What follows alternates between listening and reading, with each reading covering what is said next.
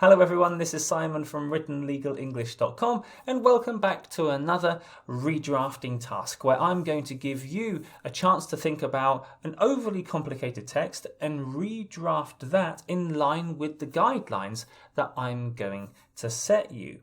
This week we're going to be looking at information about pensions. Recently I turned 40 years old, which now means that my attention has turned towards this kind of thing. And in researching pensions, particularly in Poland where I'm based, I have come across a whole level of English language complexity which really shouldn't be there. This information should be communicated in a much easier way. And the good news is, as I'll tell you on Friday, there are models that we can use to communicate this information, because this information is being communicated clearly in different jurisdictions. But more about that on Friday. To find out what I would like you to look at this week, hang around. But if you are new to me, my videos and my channels, let me quickly tell you about the content that I put out every single week. On Tuesday, today, I put out a text for you to think about and how you would redraft it in line with plain language principles, but yet keeping the text professional, businesslike, and still legal. On Wednesday, I put out a course from my professional English writing course, which is a short video up to 10 minutes long, maybe one or two are a little bit longer than 10 minutes, which look at specific areas that you can concentrate on this week to improve your writing skills. And then on Friday, I come back again and discuss Tuesday's video and tell you guys how I would redraft that text.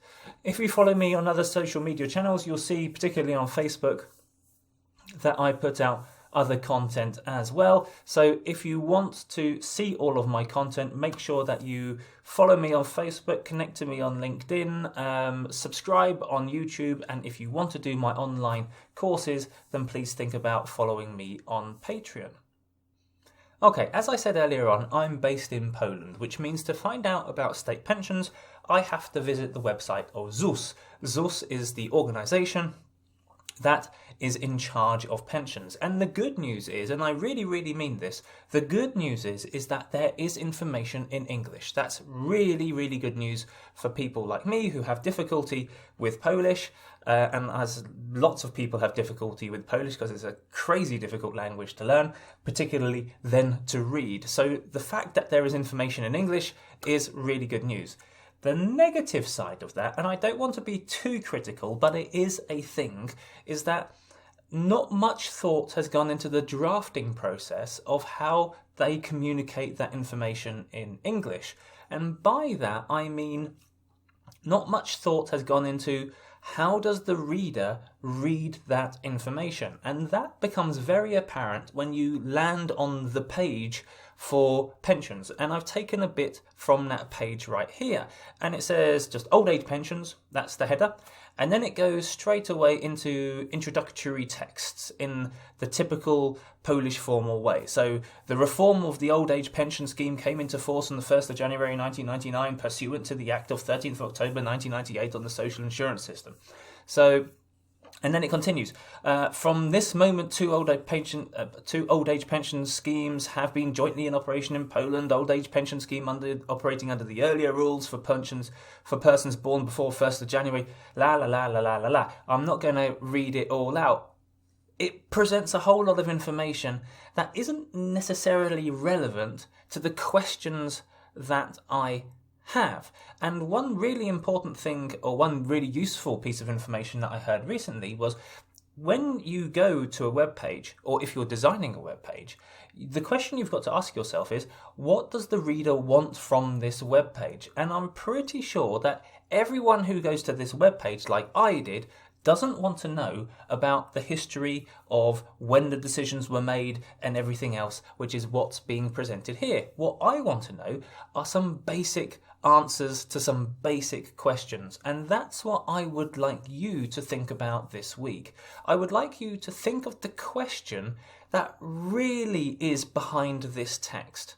And once you've worked out what that question is, how would you then draft the answer?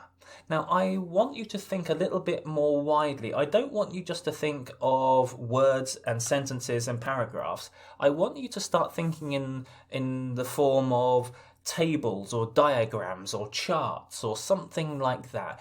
Just to challenge yourselves about, okay, once you think you know what the question might be, what the question I had when I go to this page, then think about the answer and then think, how can I display the answer rather than how can I write the answer? Have a go. When you see my video on Friday, you'll see how I would attempt to redraft this, not in an old-fashioned sentences and paragraphs way, but using a diagram of some kind. So have a think about that. If you've got any questions at all, please leave them below and I'm more than happy to get back in contact with you. Other than that, please see my video that I'll put out tomorrow and I'll see you again at the end of the week with my suggested redraft.